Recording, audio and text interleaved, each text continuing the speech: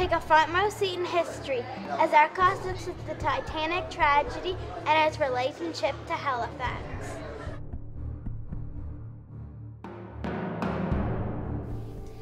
It was never meant to be, but Halifax, Nova Scotia became the final destination for most of the passengers aboard the ship Titanic. Her maiden voyage ended tragically when she struck an iceberg 700 miles east of the city Halifax on April 14, 1912. Today, you can still find traces of the disaster all across the city.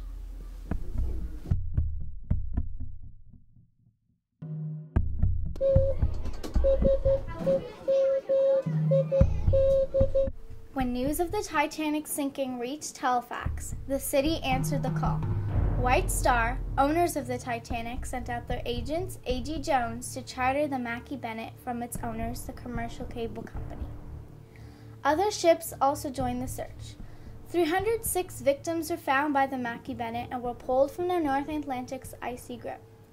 Many victims were claimed or shipped to other locations for burial, but 150 would remain in Halifax forever. This Army and Navy store is the former site of Mayflower and Curling Club on Agricole Street. The Curling Club was set as a temporary morgue after the disaster. Horse-drawn hearses left through the dockyard gates on Water Street to make their way to the Curling Club in the city's north end.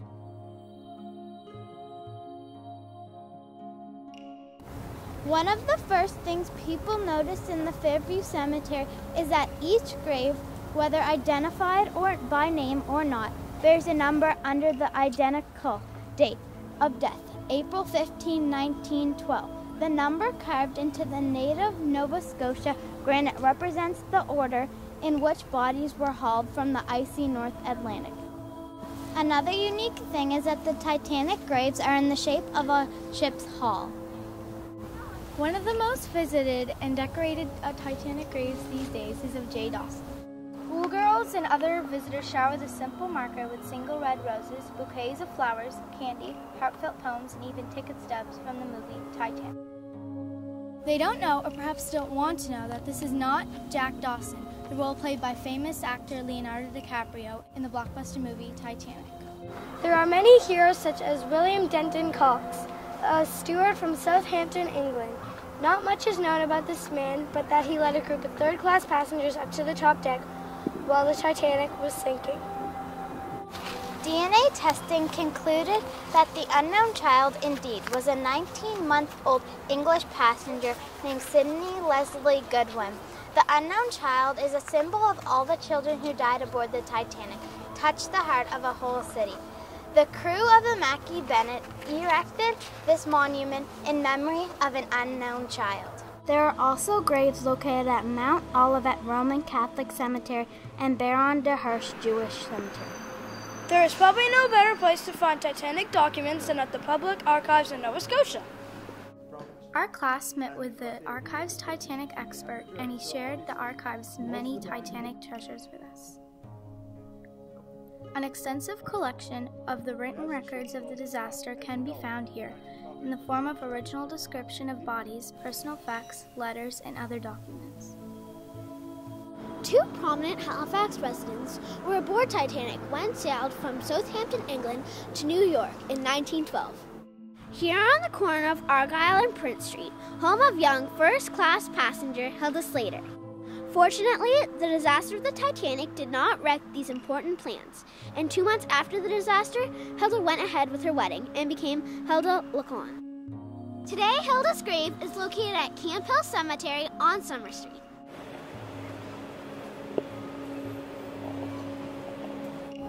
Half a block north of Hilda Slater's house on Argyle Street is a Five Fishermen restaurant. The restaurant was the former site of Snow's funeral home, where the Titanic's wealthy victims received special treatment even in death. George Wright was a businessman who died aboard Titanic. He is known to be the only Halifax resident who died aboard Titanic. Wright is known for advancing the cause for the poor and establishing a housing development in South End, Halifax. George Wright's home was given to the women of Halifax and remains their property to this very day. Welcome to the Maritime Museum of the Atlantic. Is the museum planning anything for the Titanic 100th anniversary? We certainly are. We have 3 exhibits on the go for next year. We have a new exhibit on the cable ships that were involved in the story of the Titanic, going out and collecting the bodies and bringing them back to Halifax for preparation and burial. We have a private collector, René Bergeron, who's lending us some of his exhibit on the White Star Line.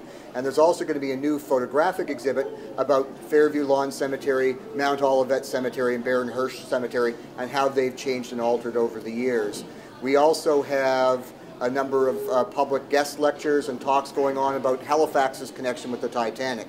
So we have talks on George Wright and Hilda Slater, the 2 passengers from Halifax that were on board the ship. We're going to have a talk on the cemeteries. We're going to have a talk on Titanic as it exists today on the ocean floor and the little microorganisms, the rusticles that are eating away at the Titanic. And we're exploring all the sort of aspects of Halifax and Titanic. What's the most interesting artifact or thing you have here at the museum? Well, I'd say really the whole exhibit's really fascinating because we have so many things that are connected immediately to Titanic. For example, in the display case right beside you, we have a big chunk of paneling from the main lounge that would lead into the grand staircase. And the paneling's really neat because when James Cameron was doing all the background research for his Titanic movie, he asked if he could borrow it because it was such an amazing piece. And of course we couldn't let him borrow it because it's about 90 years old, but he made a recreation of it. And this piece of paneling we have is actually the piece of wood that Rose is floating on at the end of the movie while Jack's trying to save her life. And so a lot of people are fascinated with that as an artifact from the Titanic. We also have this little thing behind you is a newel post. It's part of the grand staircase on the Titanic. We have one of those here in the display case, and this came up to the surface when the ship broke along this fault line when the vessel was going down. So we have the wooden pieces from the Titanic. We also have some neat things that are connected to the Titanic because in one of the display cases here we have the wireless logs from Cape Race where there was a Marconi station, and the 3 men that were at the Marconi station were there the night Titanic sank. And they're copying down all the telegraph messages from other ships. They get the first message from Titanic, the first distress call, and for the next hour and a half they're basically copying down all the messages that are coming. And so they're basically recording the death of the most famous ship built to that time. But of course they're unable to do anything about it because they were removed by time and space. It would be like watching something horrible happening on television. You're witnessing the event, but you're unable to do anything about it because you're at home in the safety of your own house. These guys at Cape Race are listening to the most famous ship in the world sink. There's nothing they can do about it except record the facts accurately. One of the other neat things we have in the museum is a pair of shoes. And these were owned by the 4th body recovered, a little boy, a 3rd-class passenger. For years he was known as the unknown child of the Titanic. But in the 1990s, they did DNA testing on his remains, and so now 90 years after his death, we know who he was, and his name was Sidney Leslie Goodwin. He and his entire family were moving from London, England to Niagara Falls so the father could take up a new job, and the entire family died when the ship sank. And so these little boys' shoes are a very moving testimony to just the numbers of lives lost and the type of people that lost their lives when the ship sank.